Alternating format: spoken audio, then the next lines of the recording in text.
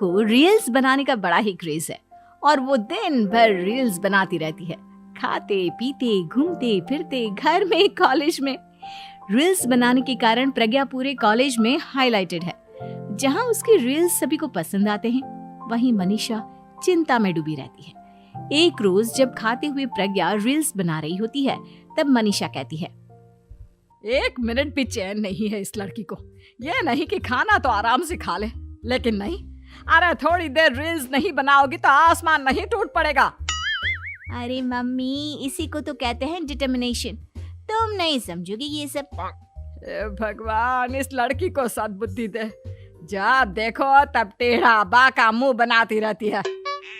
मनीषा की बात का प्रज्ञा पर जरा भी असर नहीं होता और वो खाते खाते रील्स बनाती रहती है। दिन बीतने लगते हैं और देखते देखते प्रज्ञा का कॉलेज भी खत्म हो जाता है। आए दिन कोई ना कोई मनीषा को प्रज्ञा की शादी करवाने का सुझाव दे जाता है। सब ठीक ही कहते हैं, प्रज्ञा की शादी कर देनी चाहिए। अपने घर के काम काज में व्यस्त हो जाएगी तो खुद ही ये रील्स और नाच गाना बंद हो जाएगा। मनीषा और प्रेम प्रज्ञा के लिए एक अच्छा लड़का ढूंढने लगते हैं और तभी विकी का रिश्ता प्रज्ञा के लिए आता है, जिसने प्रज्ञा को उसकी रील्स देखकर पसंद कर लिया था। अगले दिन विकी अपने माता पिता के साथ प्रज्ञा के घर पहुंच जाता है और प्रज्ञा साड़ी पहने हाथों में चाय की ट्रे लिए उनके सामने आती है। जब विकी को पसंद है तो हमें भी बहू पसंद है। बहन जी, आप बारात की तैयारी कीजिए। एक बार लड़का लड़की अकेले में बात कर ले तो अच्छा रहेगा। हाँ हाँ, क्यों नहीं। मनीषा विकी को प्रज्ञा के कमरे में भेजती है, जहां प्रज्ञा पहले से ही रील्स बना रही होती है। तभी विकी कहता है, आ गए आपके साजन जी। हमारे साथ ये रील्स कंप्लीट करती तो और भी अच्छा रहता। अच्छा जी, अब आ ही गए हैं तो बना ही लेती हूँ आपके साथ। दोनों मिलकर रील्स बनाते हैं। जब वी मीट और तुरंत पोस्ट भी कर देते हैं। फिर विकी कहता है, जब आप साड़ी में चाय लेकर आए तब मुझे लगा कि कहीं मैं गलत घर में तो नहीं आ गया। अब सही है। दोनों की शादी पक्की हो जाती है और शादी के दिन भी प्रज्ञा रील्स बनाने से चूकती नहीं। यहाँ तक कि बारात के समय भी नाचते हुए रील्स बनाती है। सभी लोग प्रज्ञा की तारीफ के पुल बांध देते हैं और प्रज्ञा नाचती गाती अपने ससुराल चली जाती है। सब कुछ अच्छा चल रहा होता है। प्रज्ञा यहाँ भी दिन भर हर चीज की रील्स बनाती रहती है। लेकिन कुछ दिनों के बाद जब सुनीता कहती है, बहू, ये रील्स के साथ साथ कुछ काम भी कर लिया करो। वैसे तुझे और क्या क्या बनाना आता है? मम्मी जी, वैसे तो सब कहते हैं कि मैं सब कुछ अच्छा बनाती हूँ, लेकिन मुझे लगता है कि मैं मैगी अच्छा बना लेती हूँ। हाँ, कॉफी भी अच्छा बना लेती हूँ और मुंह तो सबसे अच्छा बना लेती हूँ। हैं? अच्छा अच्छा। सुनीता अपना माथा पकड़ लेती है और कहती है, बहू, कुछ खाना बनाना भी सीख लेती। मम्मी जी, मैं लंबी प्लानिंग कर रही हूँ। जल्दी ही मैं इतनी फेमस हो जाऊंगी कि मुझे पैसे मिलने लगेंगे। हम दोनों सास बहू राज करेंगे, राज नौकर काम करेंगे और लोगों की तो लाइन लगेगी हमसे मिलने के लिए। तेरा दिमाग खराब हो गया है क्या बहू? हंसी मजाक तक ठीक है, लेकिन इस तरह घर नहीं चलते। जितना जल्दी हो इस घर के तौर तरीकों को सीख लो। प्रज्ञा मुंह घुमाकर चली जाती है और तुरंत उसी वक्त एक रील बनाती है। ये देख सुनीता का गुस्सा 7वें आसमान पर चला जाता है और विकी के घर आती ही सुनीता उसे सब कुछ बताती है। विकी भी अब प्रज्ञा की इन हरकतों से परेशान हो जाता है। तुम टेंशन मत लो मम्मा, मैं देख लूंगा। विकी कमरे में जाता है तो देखता है कि प्रज्ञा रील्स बना रही है। विकी बड़े ही प्यार से प्रज्ञा से कहता है, प्रज्ञा, इन सब के लिए मैं तुम्हें मना नहीं कर रहा हूँ, लेकिन फिर भी हर वक्त तो ये अच्छा नहीं लगता ना। समझने की कोशिश करो, मुझे भी तुम्हारा थोड़ा वक्त चाहिए। मैं जब ऑफिस से आता हूँ तो मुझे समय देने की जगह इसी में लगी रहती है। तुम ज्यादा ही सोच रहे हो। तुम भी मेरे साथ रील्स बनाओ ना, तुम्हें भी बहुत अच्छा लगेगा। तुम्हें इज्जत से कोई बात समझ में नहीं आती क्या? दिमाग खराब हो गया है तुम्हारा इस चकाचौंध से। अगर तुमने अपना रवैया नहीं बदला तो मैं तुमसे दूर चला जाऊंगा। तुम ही रिश्ता लेकर आए थे, मुझे लड़कों की कमी नहीं थी और ना आज है। विकी दरवाजा पटक कर चला जाता है। धीरे धीरे विकी प्रज्ञा से दूर होता जाता है। एक रोज मनीषा प्रज्ञा के ससुराल उससे मिलने जाती है। तब सुनीता उससे कहती है, बहन जी अब आई हैं तो कुछ दिन यहाँ रहकर जाइएगा, आप ही का घर है। हाँ मम्मी, बहुत दिन हो गए तुम्हारे साथ एक भी रील नहीं बनाई मैंने। प्रज्ञा तुरंत अपने फोन में रील्स ऑन कर लेती है। ये सब मुझसे नहीं होता। तेरा ये भूत अभी तक नहीं उतरा क्या? बहन जी आप कुछ कहती नहीं क्या इसे? जब आप ही कुछ नहीं कर पाई तो मैं कर ही क्या सकती हूँ। सास तो वैसी ही बदनाम है। शाम को घर की लाइट चली जाती है और मनीषा प्रज्ञा से कहती है, मेरे घुटनों में बहुत दर्द हो रहा है, तू लाइट का कुछ इंतजाम करना बेटा। अच्छा कैंडल जला देती हूँ मम्मा। प्रज्ञा गाते हुए कैंडल जलाती है और खिड़की के पर्दे के पास रख देती है। मनीषा जिसे बहुत दर्द हो रहा है वो सो जाती है और प्रज्ञा हमेशा की तरह अपने रील्स में लग जाती है। उधर कैंडल की वजह से पर्दा आग पकड़ लेता है और मनीषा के कमरे में आग लग जाती है। बचाओ, कोई है, बचाओ। सभी भागते हैं और विकी कमरे की आग बुझाने में लग जाता है, लेकिन तब तक मनीषा आधी जल चुकी थी। मनीषा की हालत देख प्रज्ञा रोने लगती है। विकी मनीषा को तुरंत हॉस्पिटल ले जाता है और उसे एडमिट कराता है। विकी प्रज्ञा से कहता है, देख लिया ना, तुम्हारे इस नाच गाने की वजह से आज तुम्हारी माँ की जान जाते जाते रह गई। अब पता नहीं तुम और क्या चाहती हो।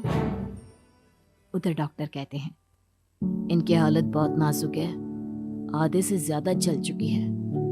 प्रज्ञा रोती हुई मंदिर में जाती है और भगवान के आगे जाकर कहती है, भगवान मेरी माँ को ठीक कर दो, मैं कसम खाती हूँ हाथ से ये रील्स बनाना छोड़ दूंगी, बस मुझे मेरी माँ वापस मिल जाए। 2 दिन बीत जाते हैं और मनीषा खतरे से बाहर आ जाती है। पेशेंट अब ठीक है, आप लोग उनसे मिल सकते हो। सब कोई मनीषा से मिलता है और प्रज्ञा सबके सामने अपना फोन तोड़ देती है। मुझे माफ कर दो मम्मा, मैंने तुम लोगों की बातों को नजरअंदाज किया। बेटा कोई भी चीज जरूरत से ज्यादा खराब है। मैंने तुम्हें रील्स बनाने से कभी मना नहीं किया, लेकिन हर वक्त एक ही चीज तो सही नहीं है। मैं समझ गई हूँ मम्मा, आई एम सॉरी। प्रज्ञा उस दिन से रील्स बनाना छोड़ देती है और पूरी तरह से अपने घर में लग जाती है। चाइनीज बहू हमारी याद तो है ना आपको? भूले तो नहीं ना? हाँ भाई, थोड़ी देर में ही सही, लेकिन चाइनीज बहू की कहानी आ ही गई। क्या हो रहा है ये देश में? चाइना ने तो आतंक ही मचा रखा है। अरे क्या हो गया, क्यों चाइना को कोसता रहता है? भूल मत, तेरी ससुराल चाइना की ही है।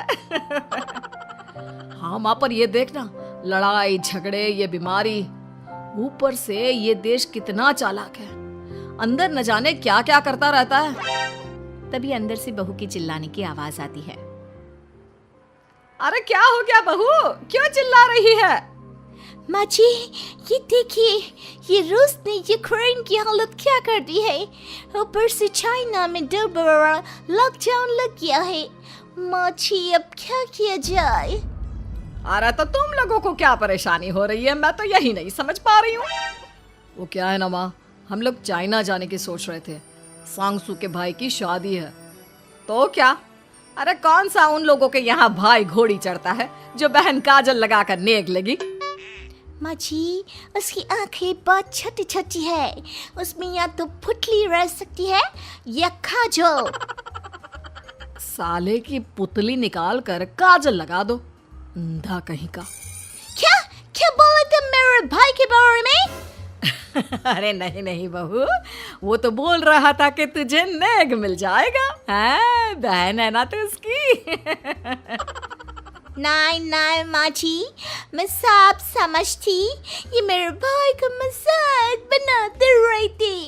कितना सीधा है मेरा भाई, बिल्कुल छिपकली जैसा। नहीं नहीं बहू, सीधा गाय जैसा होता है। सही पकड़े हैं माँ जी। हाँ, तो मेरे भाई की शादी है, मैं चाइना जरूर जाऊंगी। तभी एक पड़ोसन आ जाती है। अरे नहीं नहीं बहू, तू कहीं ना जा, हम लोगों का मन कैसे लगेगा तेरे बिना। ले बहू, तेरे भाई के लिए ये शॉल रख ले, हमारी तरफ से गिफ्ट कर देना। हाय रे, सब कितने अच्छे हैं। मेरी चाइनीज बहू को कितने प्यार से तुम लोगों ने एक्सेप्ट कर लिया। सच में बड़ी भाग्यशाली हूँ मैं। कैसी बात कर रही है? ये तो हम लोगों के देश की एक खूबसूरती है कि हर किसी को दिल से अपना लेते हैं, बस वो भी दिल से हमें अपना समझे। कैसी बात कर रही है आंटी जी? मेरे लिए आप सब सासू माँ जैसी ही हैं। मुझे भारत बहुत अच्छा लगता है, ये सबसे अच्छा देश है। मेरा भारत महान। वैसे भी लड़के की शादी जहाँ होती है वो तो वहीं की हो जाती है ना। जीती रे बहू, सही बोल रही है। औरत तो होती ही पानी की तरह है, जो जहाँ जैसे रखे वैसी ही शेप ले लेती है। आंटी जी, ये थोड़ा सा ज्यादा हो गया, समझ नहीं आया। नो प्रॉब्लम, मैं चाय बना कर लाती हूँ। फिर क्या, वो दिन भी आ जाता है जब बेटे बहू को चाइना जाना पड़ता है। वहाँ जाकर बहू का भाई कहता है, मेरे बहन आ गए, मेरे बहन आ गए। मैंने सबको बोला कि सब हिंदी में बात करेंगे, नहीं तो बहन नाराज हो जाएगी। थैंक्स बॉय, हिंदी मेरी भाषा है। आप मुझे उसमें बात करना अच्छा लगता है। आपने जीजा जी से मिलो। ओ बहन, तुम अंदर चलो। सभी बहू को अंदर लेकर चले जाते हैं, लेकिन सांगसू का पति, वो तो बेचारा चाइना के ससुराल के आंगन में अकेला खड़ा रहता है। काफी देर तक जब कोई उसे नहीं पूछता तो वो माँ को घर पर फोन करता है। हाँ बेटा, पहुँच गए ना कुशल मंगल? हाँ माँ, लेकिन सांगसू पता नहीं कहाँ है। वो तो अंदर गई है, तब से बाहर आई ही नहीं। अरे कैसी बात कर रहा है? तो तू अंदर चला जा, तू बाहर क्यों है? अरे दामाद है तू वहाँ का, उन लोगों ने तुझे बिठाया, चाय पानी कुछ नहीं पूछा? नहीं ना माँ। तभी सामने से सांगसू आती है। क्यों आप अभी तक तैयार नहीं हुए? और ये बैग लेकर क्यों कमरे से बाहर आए? इसे वहीं रख देते। कमरा? कौन सा कमरा? अरे कैसी बात कर रही हो? जब से तुम अंदर गई हो मैं बाहर ही तो खड़ा हूँ। बहू को बहुत हैरानी होती है और गुस्सा भी आता है। तभी उसका भाई और माँ आ जाते हैं। और सांगसू, अंदर खाना लग गया है। पहले ये बताओ कि मेरे पति को किसी ने खाना या पानी क्यों नहीं पूछा? वो भारत से ससुराल पहली बार आया है, वो भी मेरे कहने पर। उनकी इज्जत क्यों नहीं की? देख बेटी, तूने जबरदस्ती जिद में शादी की थी तो हम लोगों ने कर दी, लेकिन अब तुम ये सोचो, पूरी चाइना में मैं इस इंडियन को अपना दामाद बताऊं? So sorry. हाँ सांगसू, और तुम भी चुप रहना, नहीं तो वो लोग मेरी शादी तोड़ देंगे। ओह, ऐसी बात है। कोई बात नहीं, मैं बाहर होटल में रह लेता हूँ, तुम वही करो जो ये लोग चाहते हैं। कैसी बात कर रहे हो? शादी के बाद पति जैसा भी हो, जो भी हो, पति होता है। वैसे भी तुम्हारे पूरे परिवार ने, सबने बिना सोचे मेरा साथ दिया, मुझे एक्सेप्ट किया, प्यार किया। मैं अपने देश में आपको अकेला कैसे छोड़ सकती हूँ? ये हिंदी फिल्म का ड्रामा बंद करो, मैं अभी अब बर्दाश्त नहीं करूँगी। चुपचाप अंदर चलो, नहीं तो ये शादी वादी यहीं खत्म करके इसे अकेले ही इंडिया जाना पड़ेगा। कैसी बात कर रही हो माँ? ये मेरे पति हैं। है नहीं था, हम लोगों ने यहाँ वकील को बुला लिया है, जिसके बाद अब तेरा तलाक करा के हम यहाँ के चाइनीज लड़के से तेरी शादी करा देंगे। अरे कैसी बात कर रहे हो? हम तो यहाँ तुम्हारी शादी के लिए आए थे। नहीं नहीं, मैं सांगसू के बिना नहीं रह सकता हूँ। हाई वोल्टेज ड्रामा होने के बाद से ही सारा माहौल खराब हो जाता है कि तभी एक लड़की आती है। मैंने सारा इंतजाम कर दिया है। सांगसू की शादी का मंडप परसों लग जाएगा, तब तक इसके पति को कमरे में बंद कर देते हैं। सभी सांगसू के पति का हाथ बांधकर उसे कमरे में बंद कर देते हैं। ये क्या खानदानी है? आप लोग मेरे पति के साथ ऐसा नहीं कर सकते हैं। मैं किसी से शादी नहीं करूंगी, ये साफ बात है। पहले मैं अपनी शादी करूं, फिर तेरी भी शादी करवा दूंगा। सब कुछ तय हो जाता है। भाई की शादी हो जाती है। फिर वो दिन भी आ जाता है जब सांगसू की शादी वो लोग जबरदस्ती करने के लिए उसे मंडप पर ले जाते हैं। ऐसा मत करो, ये मेरी बीवी है। मैं किसी से शादी नहीं करूंगी। कैसे नहीं करेगी शादी? शादी तो तेरा बाप भी करेगा।